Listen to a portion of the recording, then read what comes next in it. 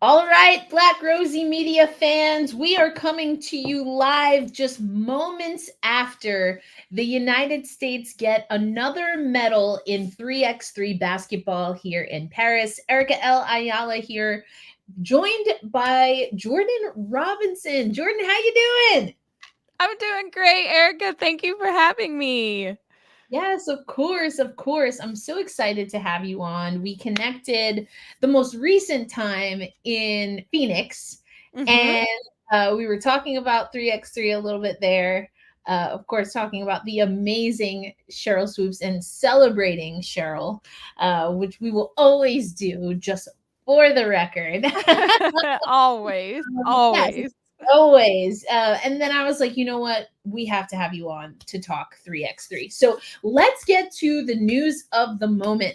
hmm 3x3 on the women's side. We have men's 3x3. They're going to continue play as we're speaking. But let's talk about the women's bronze medal match. You and I were just watching. What stood out to you in that performance by the United States for them to capture a second Olympic medal in 3x3? You know what stood out was the fact that the US team could have folded. Starting 0-3, I'm sure they saw and heard all of the chatter surrounding this team, the roster, how are they losing? This wasn't like the last time. And they didn't. I saw the desire in their eyes from the opening jump. As you guys have learned, and especially if you are a new 3x3 fan, you don't have a lot of time to pout. Like, you got to keep going. If you miss a shot, you got to get back on defense. And I feel like that is a theme that they held throughout the entire tournament. So I hope that they are proud with the bronze medal, because I am very proud, especially how they started.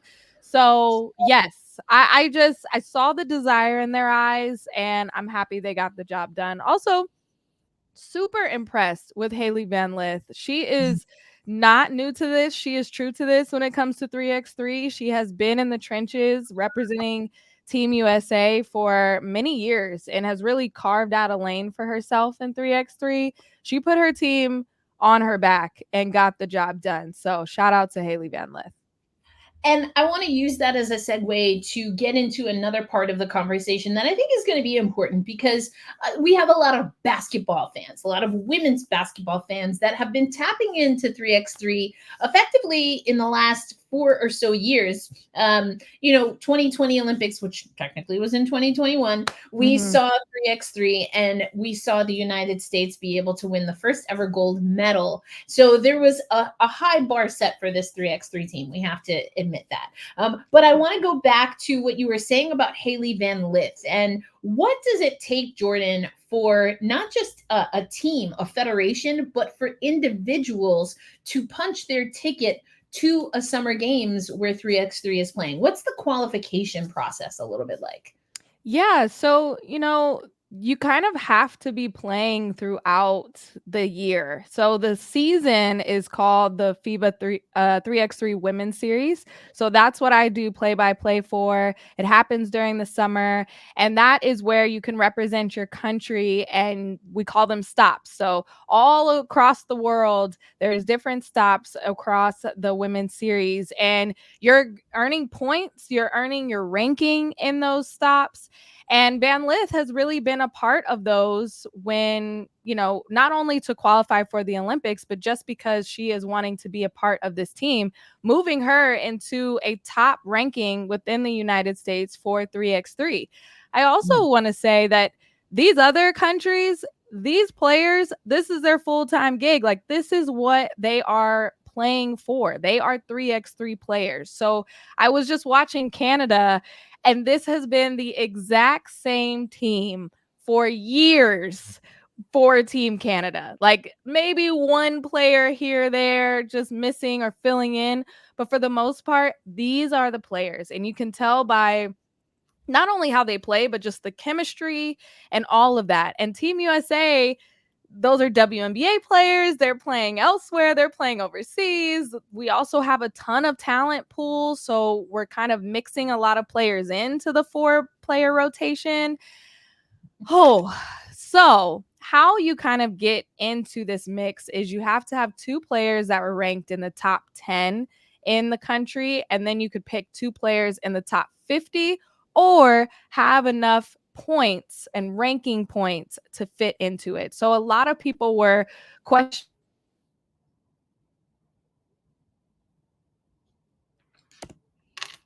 straight from anyone in the WNBA. They had to have started this 3x3 process and have been getting rankings or trying to be a part of the process, just like the 5-on-5 team. They went to training camps. They made a commitment 2 years ago that they were trying to make this Olympic team. The same happened with 3x3. So I just want to backtrack. And this is a little bit of an inside joke for people who watch some of our other Black Rosie media podcasts. But you mean to tell me, Jordan, that camp is important? You got to go to camp? Yes, it is very important. This is not just a random selection or because they may need marketing help.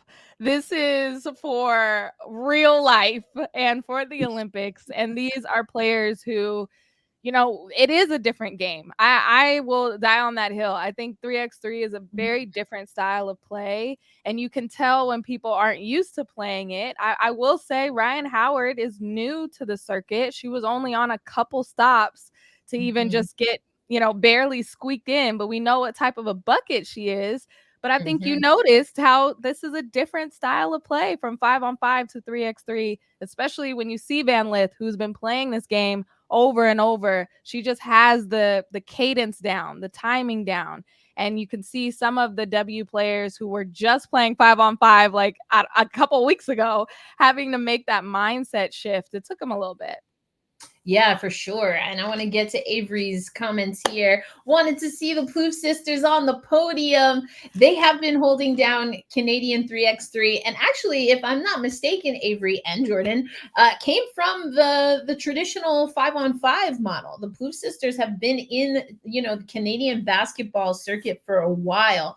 And Avery also saying that 12-second shot clock creates a level of chaos that I absolutely love. And I think you're absolutely, both of y'all are right. Like the game, it's basketball and it's 3x3 basketball. So a lot of what the conversation has been here in Paris, Jordan, as I'm sure you know from, as you mentioned, being a broadcaster on the circuit and at some of the stops, as you just mentioned, it brings in that kind of street ball element in that, anyone who's ever played Hoop It Up, I played in the Hoop It Up tournaments in the streets of New York City. And it's kind of that. So you've got, kind of like a live MC, there's music, the crowd, you're usually out, it is outdoor, you're in the streets of wherever you are. It's in La Concorde in Paris here. So you could see some of the architecture and design behind it. And there's a lot of energy, there's a lot of physicality, and yes, that shot clock makes things very interesting. So you have to be on the move, Jordan, it seems like the whole time. The entire time. There is no time for breaks. I think there's a big misconception with 3x3 that you check the ball after every bucket or no, you keep going. You turn it into offense to defense to defense to offense. You keep moving unless it's a foul or a dead ball. That's the only time that you stop. And you see, these are some of the best athletes in the world and they are gassed. So I don't want to know what it looks like if I was out there. I know I would be tired. I'm just tired watching. But yeah, it is a very fast game. And I think those early games, what I noticed, especially just watching the other teams play, is that it feels like USA was just taking a little bit to get into their sets. And with that 12-second shot clock, it starts immediately when the opponent's ball goes through the net. So it starts while you're trying to clear it. So now you're down to about 10 seconds. And if you're trying to set a screen or if you're holding the ball, waiting for a handoff, now you're down to 3 seconds and you have to throw up a prayer. So maximizing that 12-second shot clock to me is off ball movement. It's setting screens away from the ball. It's everybody having to dribble, everybody having to create one-on-one just in case it comes down to that.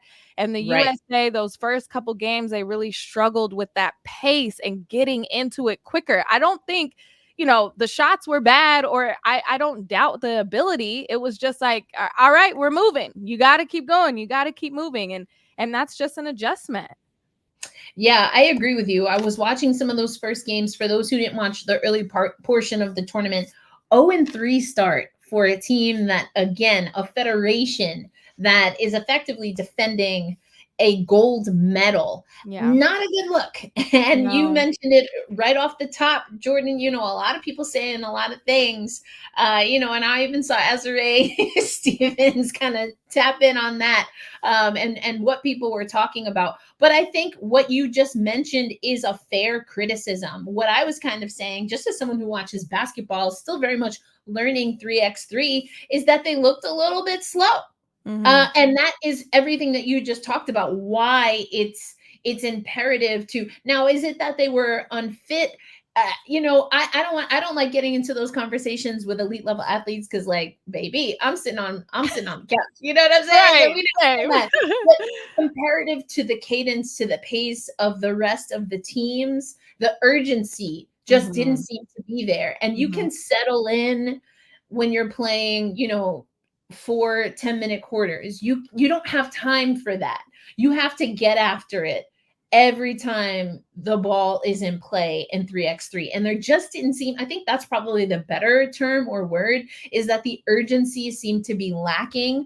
And that's all, I think, to your point about getting the team acclimated to the pace. So Haley Van Lith, we also know, that, of course, you had Dearica Hamby, who replaced Cameron Brink, now had also been in the circuit, had been on the stops. There was a split squad that was in Springfield, I guess in the spring, actually, April, May, somewhere around there, I think. And Dearica Hamby was on one of those teams, but this group of 4 players, because you have 3 on the court at any time and 1 reserve, they were not together. But there is someone, before we move on and get to learn a little bit more about you, Jordan, there is someone that I would love to hear you talk about, and that is Cierra Burdick. Now, WNBA fans, if I'm not going to do that today. Anyway, if you have been around the WNBA for a little bit, then you know the name Cierra Burdick. This is someone who, has a very unique journey just in the WNBA alone. Like, we could talk about that alone. But also someone that has been anchoring, I think, in some very real ways, the 3x3 movement in the United States. Jordan, tell us a little bit about Cierra Burdick. Perfect word. Anchor. Anchor. She is the queen of 3x3. That's what I like to call her. And that was my first thought. When USA won bronze, I said Cierra Burdick has a bronze Olympic medal for 3x3. And that makes me filled with pure joy. I'm sure she would like that gold. But just to be able to have a medal for a sport that I honestly truly feel like she got robbed of a spot the last Olympics, because she had put in so much work, so many hours, so many years into this sport. So just seeing her not only make this roster, but be able to medal is super, super powerful. When I talked to Cierra Burdick, she has this vision for 3x3 in the United States, and she truly believes that every WNBA team should have a 3x3 team. Like, that's where she feels like the future of women's basketball, especially, is. Because when you hear a lot of critiques about women's basketball from a lot of people who don't watch the sport, sometimes it's like, oh, we need it to be faster. It's too slow.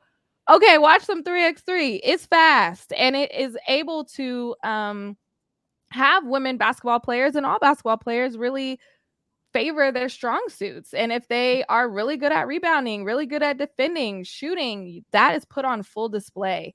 And Cierra Burdick is one of those people that will do anything that you ask of her. And she is going to be that utility player for Team USA. We saw that. We saw her leadership. If you don't know 3x3, there are no coaches on the sideline. The coaches are in the stands stressing just like the rest of us. They have practice, they have camps, but once the game is started, they are not anywhere near them. So Cierra Burdick served as that coach. You saw her pulling out the whiteboard, drawing up plays, calling things out, calling switches out. She is that vet presence that was necessary and needed on this 3x3 team. So I am elated that she has an Olympic medal in a sport that she loves and has poured so much into. Absolutely. And so I want to get a little bit to you, Jordan, because we hopped right in. Breaking news: USA wins bronze at Paris 2024 Olympics in 3x3, women's 3x3. And so now I want to step back. You have mentioned already that you are one of the broadcasters, so you are able to get to see a lot of these 3x3 players and teams. We know we still have the gold medal on the women's side. We can talk about that on a little bit later, but I want to get to know you a little bit more, Jordan. And the way I love to do this is by asking a brown sugar question. So we remix it. Yeah, we remix it a little bit for everyone. So my question to you, as a way of getting to know you a little bit, Jordan, is when did you fall in love with storytelling in women's sports? First of all, me and my husband just watched Brown Sugar like last weekend. That was our rewatch of the weekend. So this is very timely for us. When did I fall in love with storytelling? That's such a good question. I thought you were gonna say basketball, but storytelling, I actually was on my high school's newspaper, and I elected journalism as an elective, not even knowing what it was. I remember I was a sophomore in high school and asking my dad, like, what is this? What am I going to be doing? He was like, it's a newspaper class. You get to interview people and talk about your campus. And I was like, okay, that sounds fun. First week of classes, I took a writing test and they were like, yeah, you're really good at this. Do you want to be the editor in chief? And I was like, what? Okay. And that is where my journalism story really began. As a high school editor in chief, and I got to craft our school newspaper into the story of our school. What were the biggest stories? What was everybody talking about? Whether it was sports, whether it was a teacher retiring, whether it was the cafeteria food that nobody liked, I was able to like craft our school's story through the newspaper, and I fell in love with it. I fell in love with talking to people. I don't know if I would use the word shy, but I have always kind of had a little bit of social awkwardness. And I feel like having the front of a newspaper or now a microphone has been able to draw that back a little bit and allow me to talk to people and ask them questions and know that it's not like, okay, this is a really high intense social moment. I'm already sweating. But it's like, okay, we're just chatting and we get to chat and tell your individual story. So I remember those early days. I was really into fashion and I wanted to write about fashion and New York Fashion Week and all of those things. I was playing basketball, but I was like, ball is life. I do that all the time. I want to write about something else. And that's where the lifestyle angle kind of came in. But going through college, studying journalism, afterwards, feeling like I want to be in the lifestyle space, sports called me back. And I was like, all right, let me talk about sports because that's what I know. And that's where we are today. I love that. And where we are today is, I mean, you have done a little bit of everything. Like you said, if it involves a microphone in some way, you probably have done it.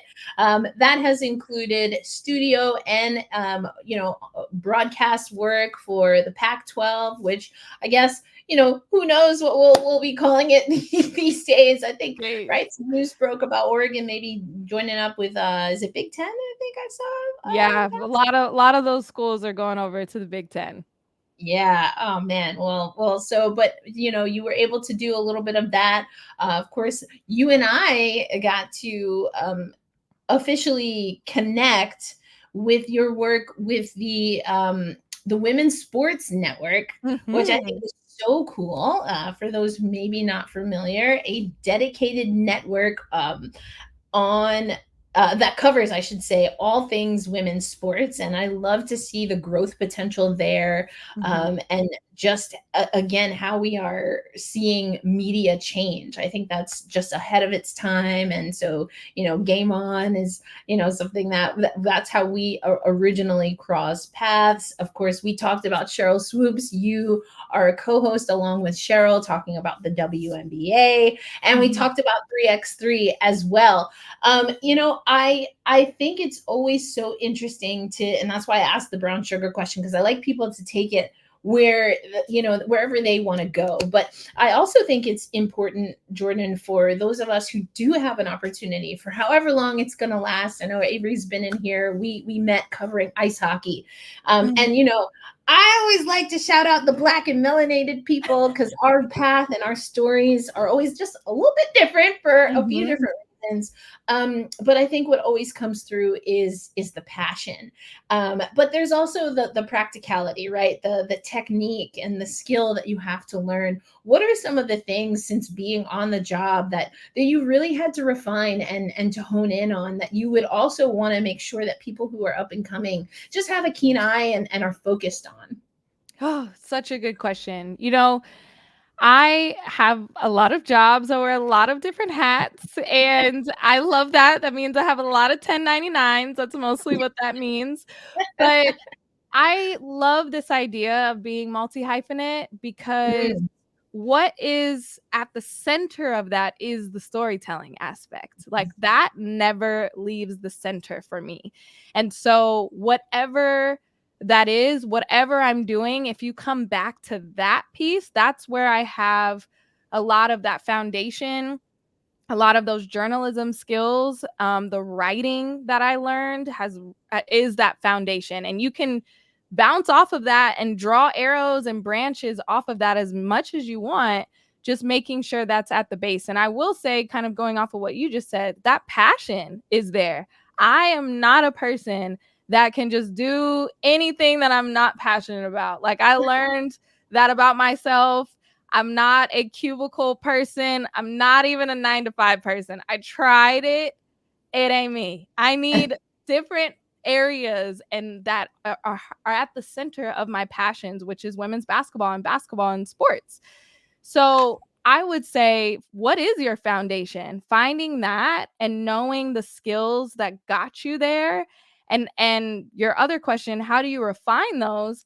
I realized being on camera and interviewing someone and being off camera and just a recording is very, very different. Very different. One, if you record off camera and you have to transcribe it, you have to think about, okay, what's my lead, how am I going to weave this quote in? It was really good. Once you record someone on a podcast or on camera, you're done. You don't have to transcribe it. You don't have to do anything. It's like boom, it's there, it's living, you're done. So I did like that part about it. But I learned that my passion definitely shines through to the point where I will admit I didn't feel like I was qualified to be an in studio host for Pac 12 Network, having never done that, never being in studio before. And I was told that basketball, basketball, you know how to ask questions. We can teach you how to be a host. We can teach you how to have a producer in your ear and to transition and get the right terminology. We can teach you that, but we can't teach a trained in studio host to have the passion for women's basketball that you have. And I mhm. have taken that and really ran with it because that is for so many other jobs. That is for all of these new things that maybe I haven't even said yes to. It's falling in my lap soon. I'm going to say yes because if it's around the passions or the things that I love, that's a great place to start. So I've had to refine the specific skills for podcasting. How, someone can't visually see what you're describing. So you need to articulate it and talk about it through, as if somebody will never see you. They are just going by your voice. That was a huge adjustment. In studio, highlights, reading highlights is so hard, and it is not play by play because that's completely different. So every one of my jobs, every one of my hats has different skill sets that I've had to tweak and make specific for them, but the storytelling passion at the center. And you alluded to it a little bit in your answer. And it compels me to ask, of course, the question that apparently Simone Biles doesn't like us asking Olympians, the what's next question. But again, I'll remix it, because you said just now that there are things maybe that you haven't done yet that you will say yes to. So if you had a whiteboard and there are some things that you haven't been able to experience, you haven't been able to try yet from a professional standpoint, as a professional storyteller, what would be at the top of that list? Whether it's basketball, a new medium, what's at the top of that list for you, Jordan? Oh man. I would say writing a book is at the top of that list. I think that really goes to my my journalistic beginnings and just loving my byline, loving seeing my name as a byline. I would love to see it on the cover of a book.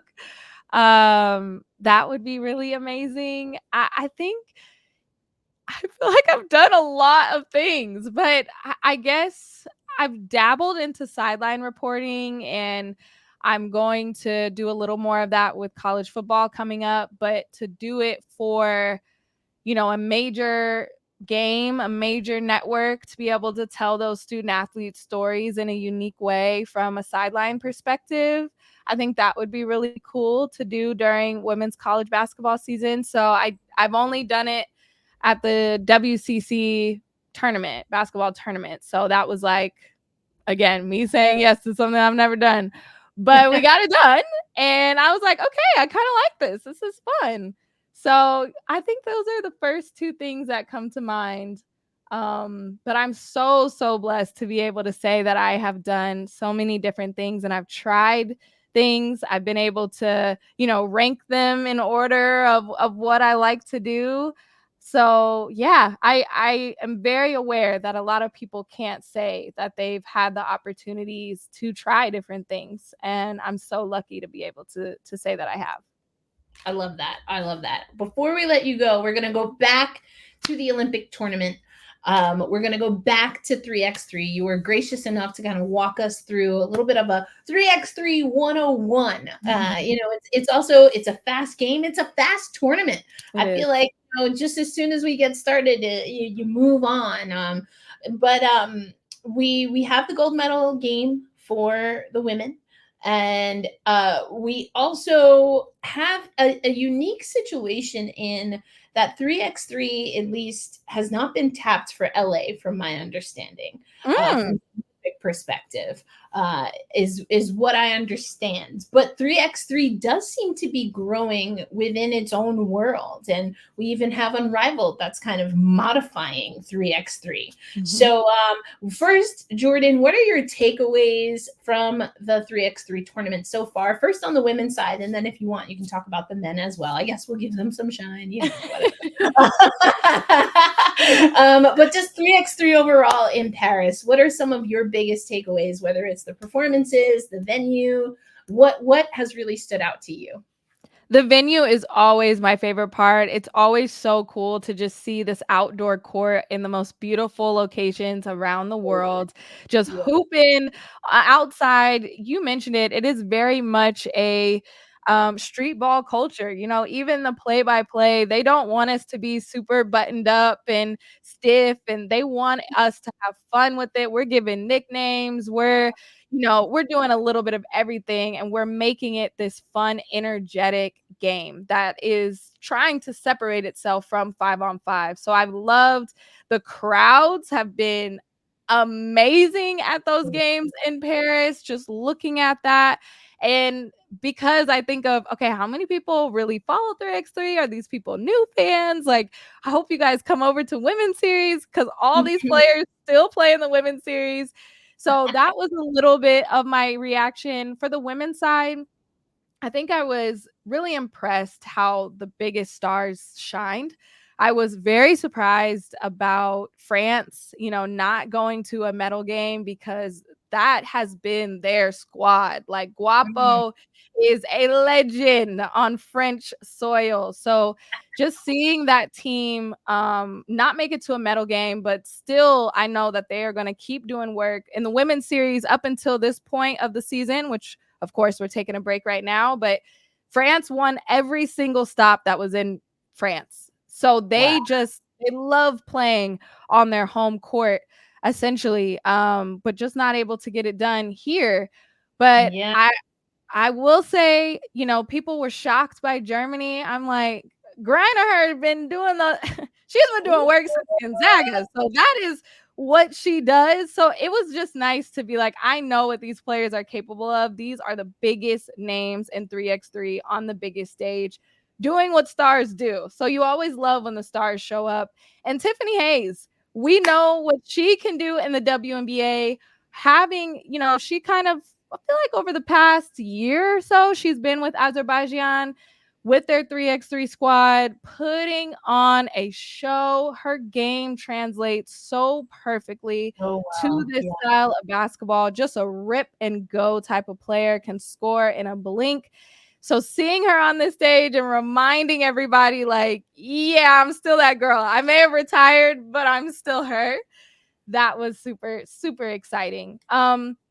Over to the men, just want to give a shout out real quick to the USA men.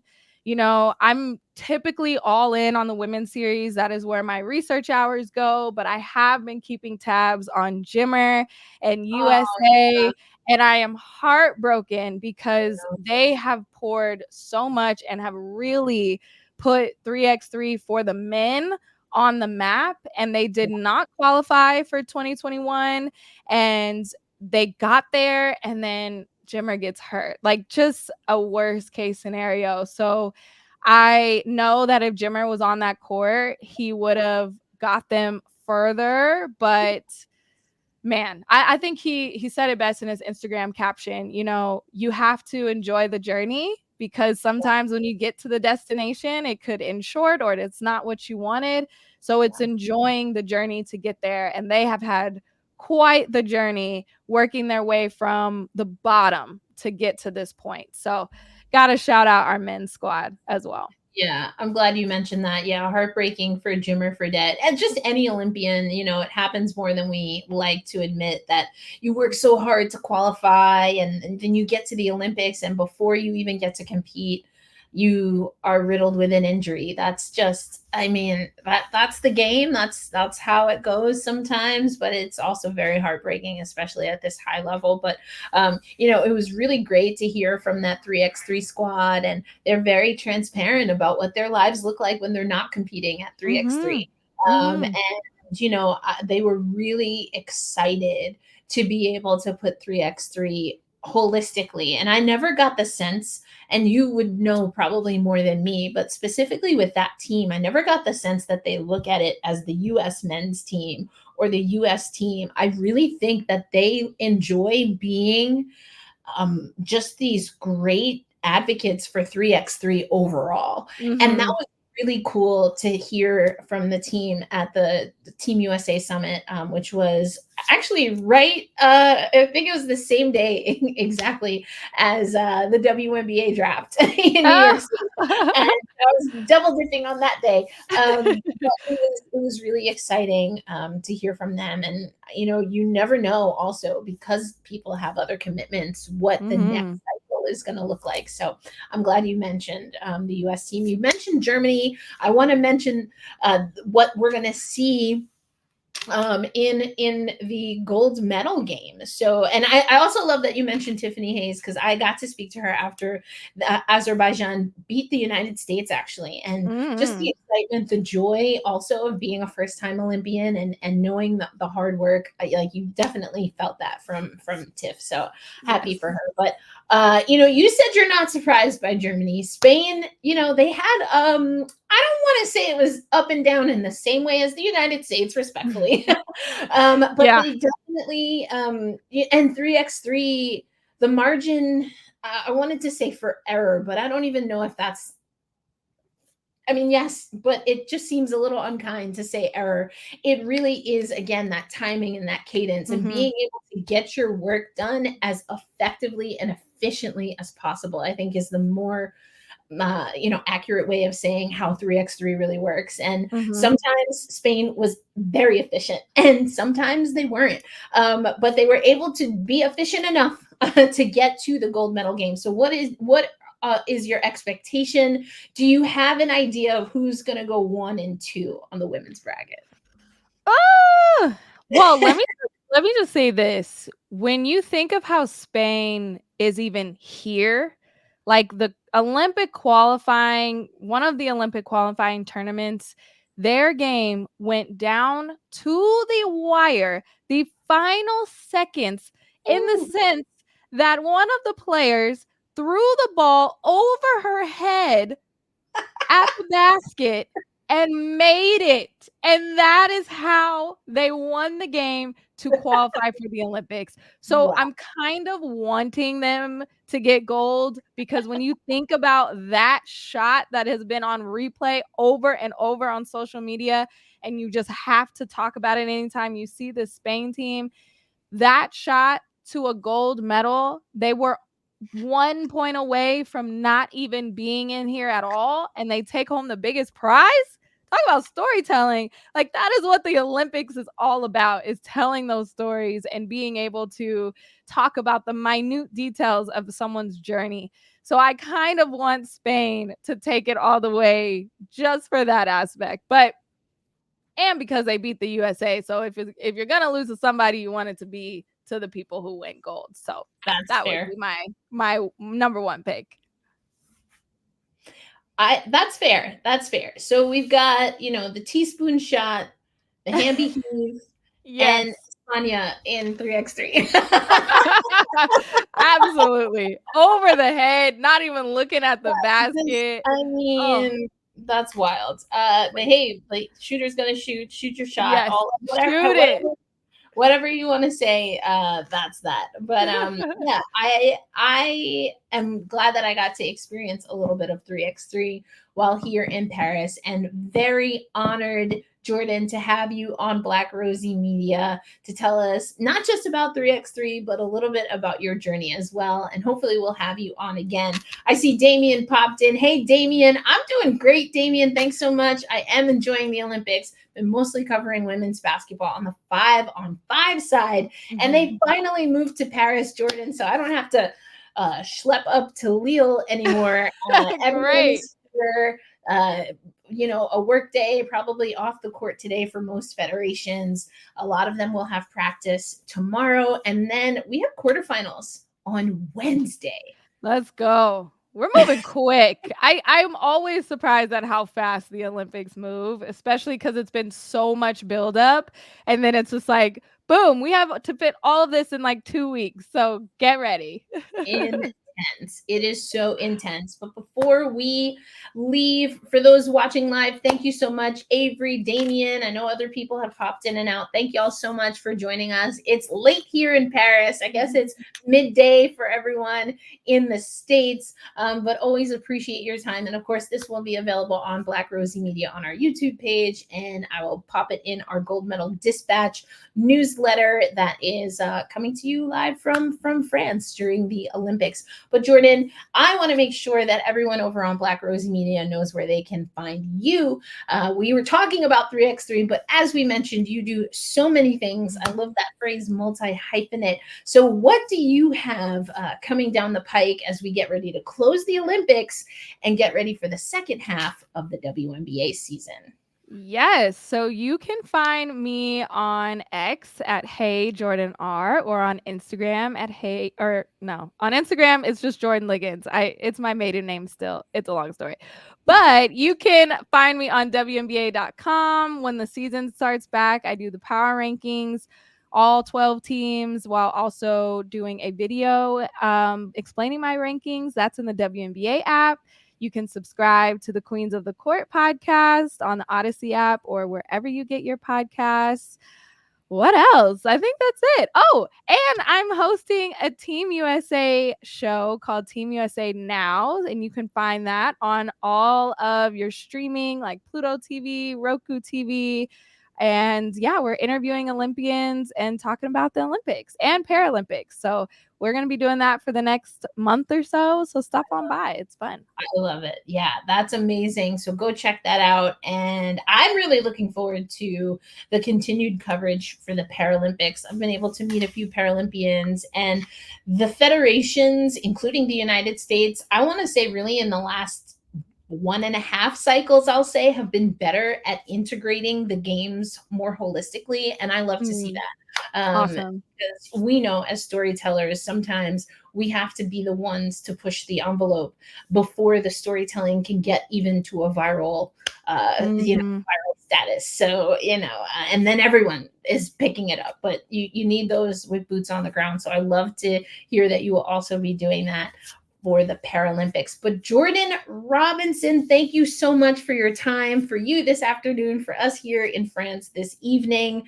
We wish you continued success as you continue in your storytelling career and endeavors. And of course, as Jordan said, make sure you're subscribing and tapping in. But for Jordan, I am Erica L. Ayala. Stay tuned because I will be joined by Roberta Rodriguez, and we are going to give you a preview of the women's basketball tournament quarterfinals. We are not going to go live. We're going to pre-record that just because of the time difference. But we will have that coming up. And again, I mentioned the Golden Medal Dispatch. That is our newsletter. If you haven't already subscribed, make sure you do that because we have a Slack channel. Listen, Jordan, I am trying to get away from social media as we know it. And amazing. Creating a Slack channel where we can just have people who love women's hoops talk about women's hoops. And there has been tea spilled. Listen, man. Oh, hey, speaking of, there we got Roberta and Beta Basket, which is, of course, focusing on Brazilian players and Portuguese in the Portuguese language. So I love that. But I mean, we had Satu Sabali sound off on WNBA prioritization. Listen, and that is a conversation I am ready for. I think there is a lot to that.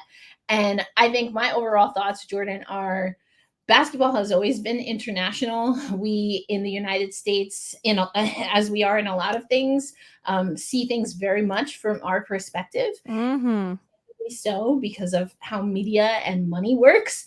That being said, at every turn, you can look to international players in most sports, quite honestly, that have been able to change the tide. And if you want to get really funky with it, we want to talk about melanated people, Black women, and how they change and transform sports. So I'm very curious to see how things transpire with Gabby Williams and especially talking about that. But that's been, of course, in the cycle. And, 5-on-5, of course, they're 3-0, Jordan, but rotations for the men's and women's team indoor 5-on-5 have been a part of the conversation. And that's what happens when you're so good that it's like what is the best version of great, Yes, I know. I do not envy Cheryl Reeve and having to make these decisions. I'll say that. Or Steve Kerr. That has been really hard. It's been wild because winning ain't enough. When you're the U.S., you gotta win. You gotta win and knock the socks off of everybody. Yes. So definitely a lot to talk about, which I'm sure will take us into the remainder of WNBA season. College basketball, Haley Van Lith was holding it down, of course. And of course, NBA as well. But Jordan, we're going to let you go. Thanks again for joining us. Thank you, everyone, for tuning in. And we'll catch you on the next Black Rosie Media podcast. Later days. Good night. Au revoir.